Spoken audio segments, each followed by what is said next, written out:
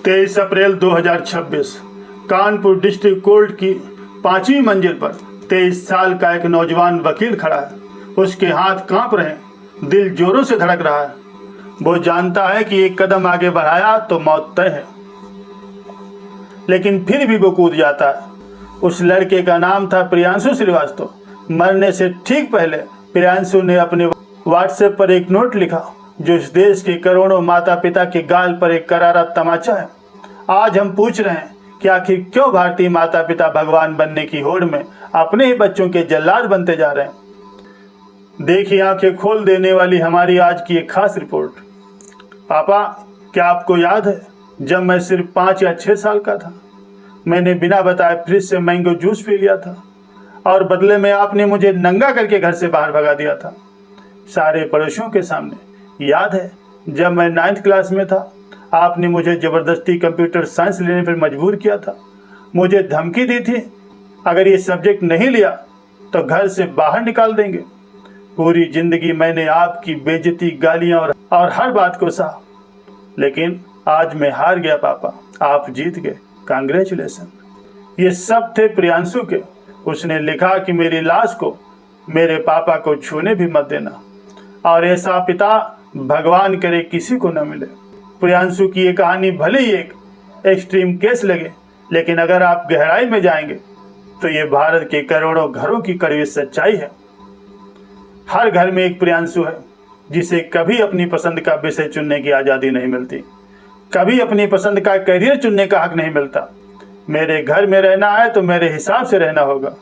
ये डायलॉग्स आपने और हमने अपने घरों में कई बार सुना होगा, लेकिन क्या आप जानते हैं कि मनोविज्ञान की भाषा में इसे क्या कहते हैं? इसे कहते हैं कि ऑथोरिटेरियन पेरेंट्स, यानी तानाशाही। प्रियांशु की मौत ने हमें झकझोर करके रख दिया, लेकिन क्या आप जानते हैं कि दुनिया भर में भारतीय माता पिता बच्चों पर दबाव बनाने के मामले में सबसे आगे हैं। 1960 में एक अमेरिकन साइकोलॉजिस्ट डायना बार्मिन ने पेरेंट्स को 4 हिस्सों में बांटा था। सबसे खतरनाक हिस्सा वो है जहां माता पिता एक तानाशाह की तरह काम करते हैं, और आपको जानकर हैरानी होगी भारत के 62% माता पिता इसी कैटेगरी में आते हैं। आइए आपको आंकड़ों के आईने में दिखाते हैं कि कैसे हमारी शक्ति हमारे बच्चों का कैरियर और मानसिक संतुलन तबाह कर रही है।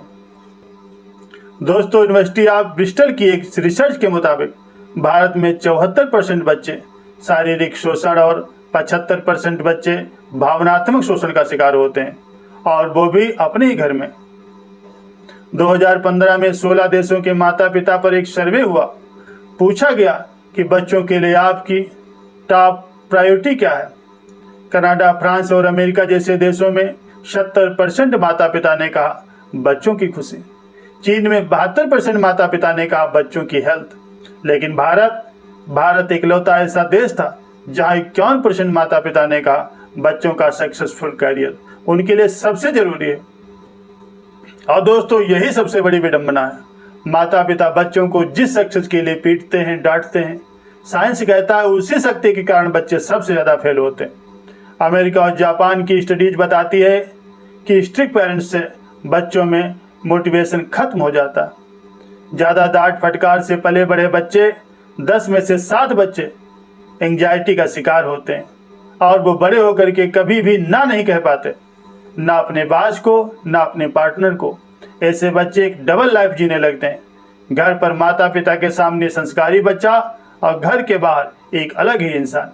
इस घुटन में वो अपनी मानसिक शांति तक खो बैठते हैं, और फिर कुछ बच्चे डिप्रेशन में आकर के प्रियांशु जैसा कदम उठा लेते हैं। दोस्तों, आप सोच रहे होंगे कि अगर शक्ति के इतने नुकसान हैं तो करोड़ों भारतीय माता पिता इतने सख्त क्यों हैं? क्या वो अपने बच्चों से प्यार नहीं करते? जवाब है, वो प्यार करते हैं, लेकिन उनकी शक्ति के पीछे एक ऐसा इनविजिबल सिस्टम काम करता है जिसका नाम है लोग क्या कहेंगे। आइए समझते हैं कैसे समाज और अधूरापन और इकोनॉमिक्स हमारे माता पिता को तानाशाह बना देता है। चीन में एक सोशल क्रेडिट सिस्टम है, लेकिन भारत में जो सिस्टम है वो उससे भी ज़्यादा खतरनाक है।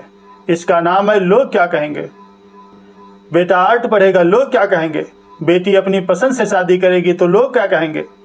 ये लोग असल में हमारे रिश्तेदार, हमारे पड़ोसी और ऑफिस के कॉलिग्स होते हैं जिनका ओपिनियन माता पिता के लिए अपने बच्चों की जान से ज़्यादा प्यारा होता है। हर भारतीय घर में एक शर्मा जी का बेटा मौजूद है। देखो वो कहाँ पहुँच गया और तुम क्या कर रहे हो।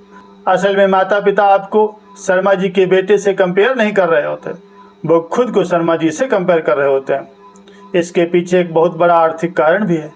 भारत का पेंशन सिस्टम दुनिया में सबसे खराब माना जाता है।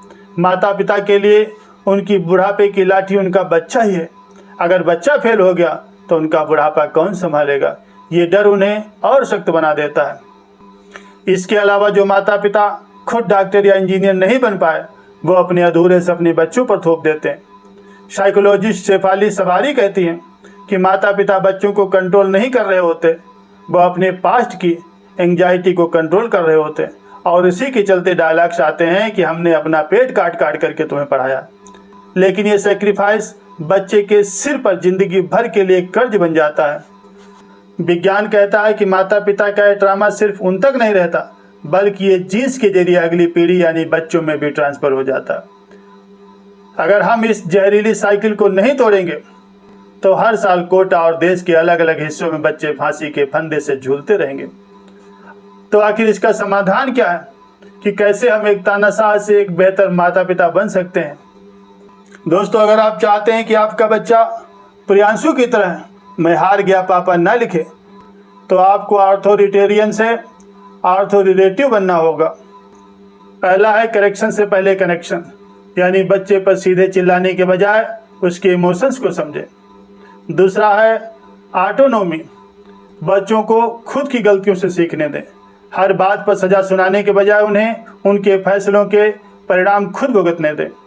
तीसरा है रियलिस्टिक एक्सपीरियंस, अपने अधूरे सपने बच्चों पर न थोपें।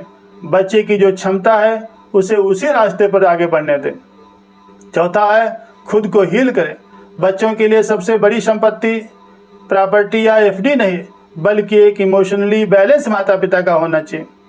नीदरलैंड जैसे देश में बच्चे दुनिया में सबसे ज़्यादा खुश हैं, क्योंकि वहाँ के माता पिता बच्चों को आज़ादी और समझदारी देते हैं।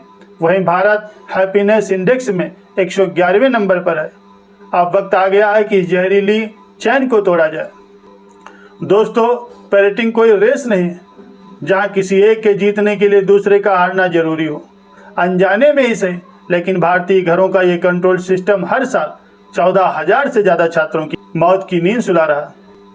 आज आप खुद से सवाल पूछिए, क्या आप अपने बच्चों के लिए एक ऐसा घर बना रहे हैं जहां वो सुरक्षित महसूस करते हैं, या एक ऐसी जेल बना रहे हैं जहां वो घुटन में जी रहे हैं?